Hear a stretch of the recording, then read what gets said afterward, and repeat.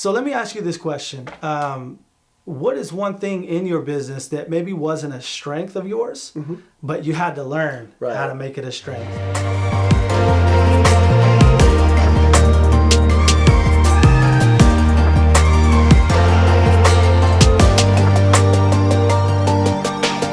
One thing that I can share as tips is, man, things that I've learned along the way running a business has been time management, how to be able to be effective in managing my time and scheduling, from meetings to emails, to video shoots to edits. Just managing your time can really be helpful.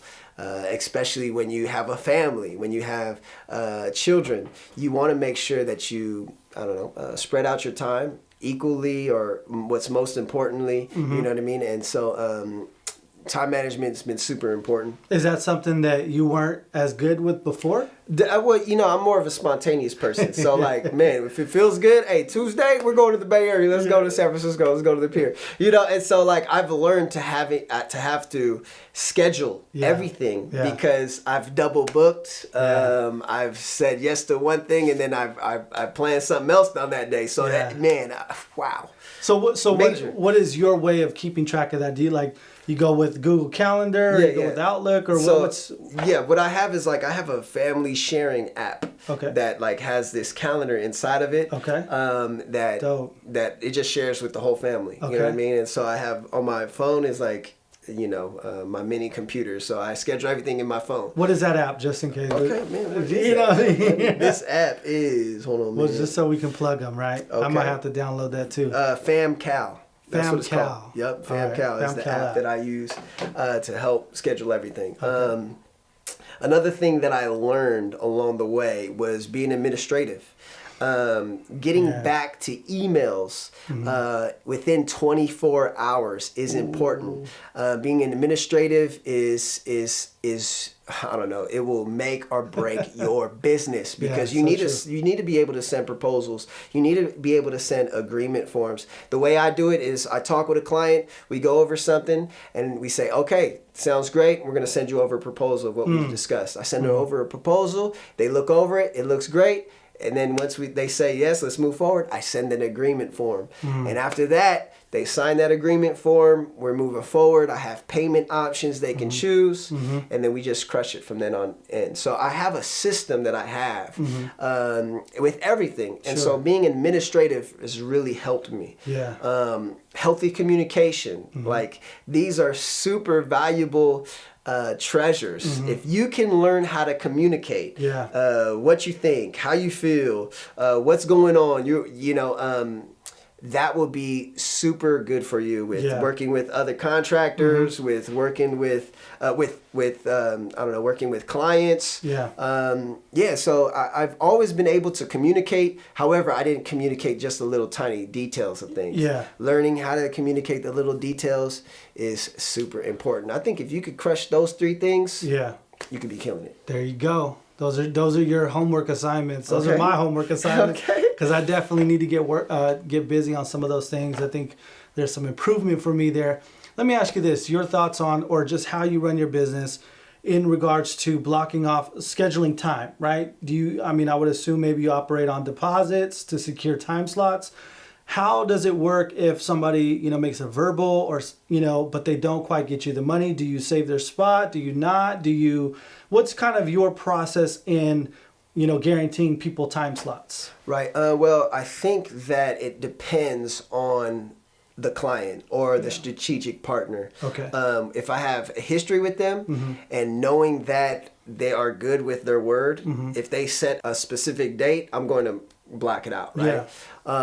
If it's a new client, then I have to communicate. That's all in the communicative process during pre-production. During pre-production is super important to get the dates, and then when they get the dates, it's got to be an agreement form right after. You know what I mean? And so super important. And within the agreement form, there's a cancellation fee. So I guess it depends on who it is and if it's within the pre-production phase. So if they set a date, it's already moving to production. Yeah. You know what I mean? So. All right. So you had mentioned that, he has done some work with Facebook. That's the one that I think just stands out, right? Facebook, Instagram, LinkedIn, Google, wow. Shark Tank, wow. Boys and Girls Club of Peninsula, man, and I say all these big names, which is super awesome, but it's the little names that I'm most proud of, like, the Aquapol, like sex trafficking, a sex trafficking organization called Hope Initiative. So like, man, these small businesses, I'm super proud of, as well as the big names. And why? Like, just give me your thoughts behind, because we hear these names, right? Google, Facebook, Instagram, all this stuff. And I think we can kind of like, you just get a certain imagination, like big names, like you almost feel like maybe you made it or something, right? But I think it's important to not get caught up, definitely, right, in the big names and kind of giving you your identity, right? So as a filmmaker, just Joe Poni, like, what is it that you like to see out of your work when you're, no matter who it is, like, what are you looking for with the clients that you're wanting to take on? Well, I have to make sure that every client gets the best of me. That's good. Every single client, from the clients with the small budget, the clients with the big budget, the clients that are absolutely for free, they must get the best of me. And I must be in that headspace. I must be in that emotional, physical space to give them everything of me. You know what I mean? And so, yeah, I think that's most important. Every client's the same to me. Every client deserves professionalism. Every client deserves mannerism and courtesy. It's good. And I think that's how strategic partnerships are developed, so. Very good. That's very good. So what are some of the things that just for you and your business, where you're at now, where are you headed? Where are you wanting to go? Like, can you like give us some dream casting as far as what you want to do and where you aspire to be? Well, I do want to do short films eventually, Sundance, film festivals, things like that. Definitely some things that I'm creating right now. That's a direction I do want to go toward. It's great. It's a great feeling when you see your projects or your film on the big screen, so that's definitely a direction I do want to head toward. And right now, I love doing what I'm doing. I set a personal goal for myself. I think as an entrepreneur, you always have to demand more from yourself, whether it be monthly, yearly, weekly. You have to demand more from yourself. And that's what I've been able to do this year with being able to get more clients, with being able to get more projects done faster.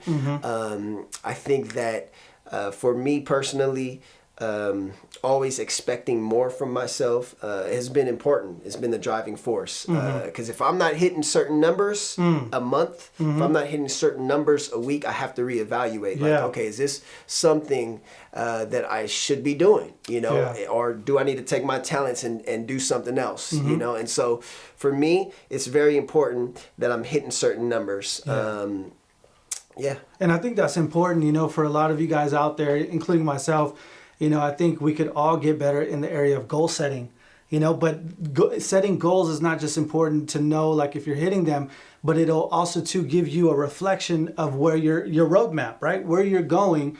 And the truth is that sometimes, we may be off of our goal. Right. But as long as we're going in the direction, as long as we're creating a roadmap for where it is we want to be, maybe you're at a place right now where you're just getting started and you're like, okay, well, I'm going to do 2 free jobs a week. I'm going to set it out every week. I'm going to go find 2 people. I don't care if it's a minute long or an hour long, where I'm just going to provide 2 free jobs a week to help grow my business, because I want to eventually get to that point where I can start charging. Definitely. Or building a portfolio, or whatever the case may be. Or maybe it's setting aside time for learning, or setting aside time for other types of self-discipline, like you said, keeping yourself healthy, or, goal setting is extremely important to doing anything that's successful. You have to know where you're going. You have to chart out a plan to get there, and you have to hold yourself accountable when you're not doing what it is. Definitely. And then he talked about, also too, scheduling, having a calendar, knowing where your time is going, and knowing how much time, right. That you're spending and allocating for certain things and where you should improve. And I mean, it's really, really important. This is the stuff that you have to become good at if you want to run a business. If you want to be successful, you need to know how to goal set, manage your time, and manage all of those things that come along with it, right? Definitely. So let me ask you this, and this is one of the biggest reasons why I wanted to interview you. Once again, thank you so much for letting me do it. I appreciate it, man. I really do. He could be working at Facebook right now, but you know what I'm saying? No. But is this, I have a heart for the person who's just getting started in filmmaking. Very much of what you said is exactly the path that I took as well, where I just provided excellent customer service, provided quality product, did stuff for free, created relationships, treated relationships as people and not just what I can get from them. And what I do is I have a heart for people that are in that same position and getting started, right? What would be some tips that you could give that person who's just getting started, to help them on their way? First and foremost, my biggest tip is try everything. You don't know what you want to do until you have experience. For me, I tried everything. I was filming for entrepreneurs, I was filming for small businesses, for corporate clients, I was filming weddings, I was filming everything from, No, but I think it's important, right? Because even for myself, when I first started getting into it, I actually wanted to do 3D animation. Okay. It wasn't even filming. I had a camera, and I was like, I want to do 3D animation. I got what was it? Andrew Kramer's Video Copilot's 3D software. Okay. And so, I just was in love with the graphic aspect of it. And I started doing it a while, and I started going like, man, this is a lot of time for not a lot of money. There's very few people that are willing to pay you what it takes to create 3D graphics, unless you're in some major studio that is doing it for somebody. But if you're trying to freelance that, you're going to be doing a lot of work for very little pay. And so, and then from there, it was like, okay, do I want to do documentaries, narrative work? Do I want to do, short stories, short films? Do I want to do music videos, which is more of what I opted towards? I really had a liking towards music videos and stuff. And so, like you said, I didn't know what I wanted to do. I had to keep on trying stuff. I did documentaries, I did music videos, I did weddings, I did interviews, I did corporate shoots, I did weddings, birthdays, you know what I mean? I did everything. And I think that's important. When you try everything, you find out what you like and you find out what you do not like. And I think that for me, I gave myself patience. I think that's what you have to do if you're first starting out, even if you're in the midway of your business, contemplating if you should be even doing what you're doing, is give yourself patience, the patience to learn as you go.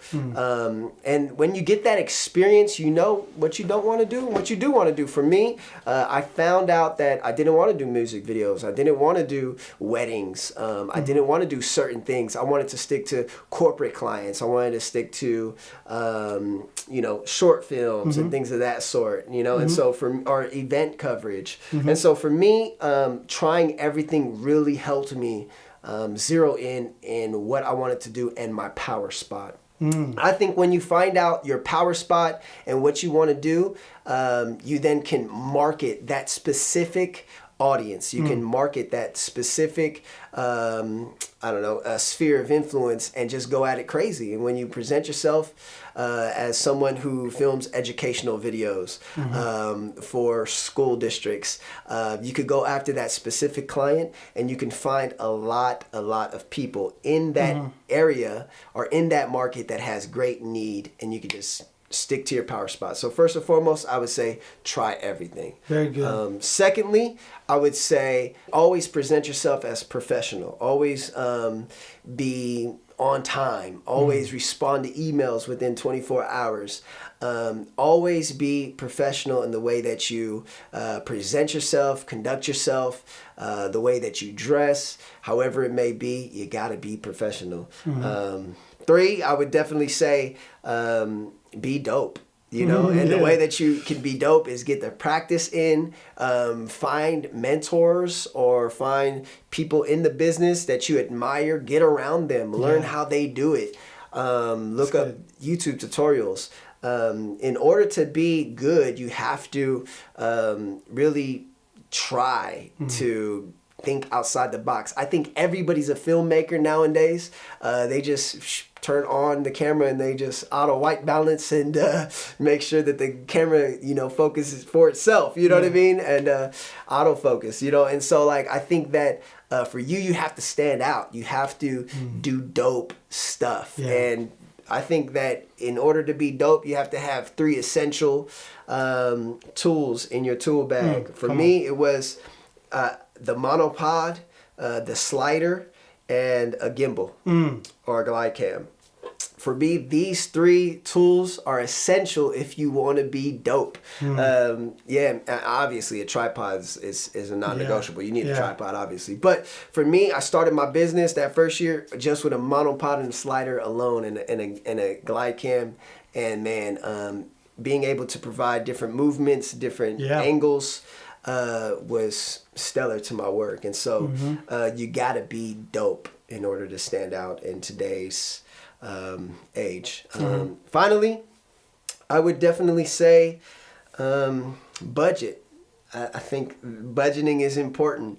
When you get money, you have to be able to budget and know where your money's going. I think it was Dave Ramsey that says, if you don't know where your money's going, you'll wonder where it went. For me, I had to make sure I know where every dollar is going, making sure that 10% just goes into saving.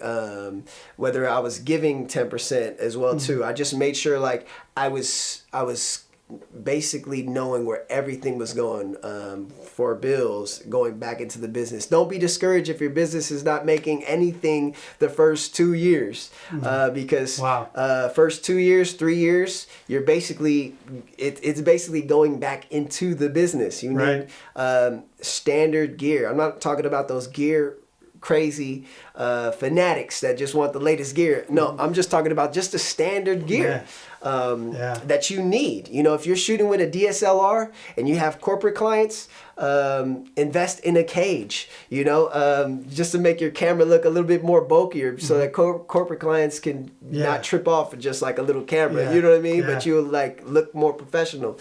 You just need standard stuff. And so in order for you to not be discouraged, just know that it takes about 3 years in order to make some money in your business. That's good, because I feel like a lot of people, I mean, first of all, that's solid advice, man. Appreciate that. And hopefully you guys, you know what I mean, can take some notes on that, because that really is, all of those points were key points if you're getting started. And even still, even now, right? Like, I'm sure that you don't, you know, those are things that you still implement in your business today. And so great tips. Let me ask you this, because you mentioned about corporate clients. What would be your advice specifically for people that are wanting to tap into the corporate clients, right? But, you know, they don't, you know, a lot of times these corporations, they got gatekeepers, you got to set up meetings. Definitely. Like, you can't just walk in the door and say, hey, let me do a video for you. Here's my Instagram, you know, like, right. What would be your advice for landing corporate clients if you don't have, you know, any type of reputation in the corporate industry? Right. So you need a website for sure. Okay. Wix, you can create a website on Wix. You need to have a professional resume, you know, in order to get the attention of these departments within a corporation. You have to go to networking events. You have to put yourself out there, get a LinkedIn, and begin to put your work on social media platforms, begin to private message media directors within corporate platforms.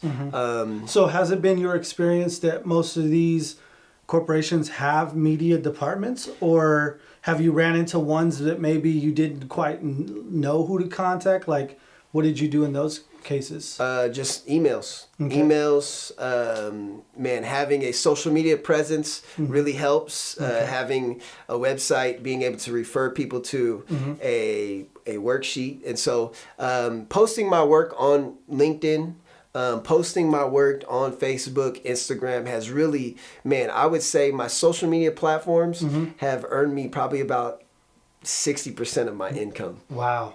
60% of my income has come from social media alone.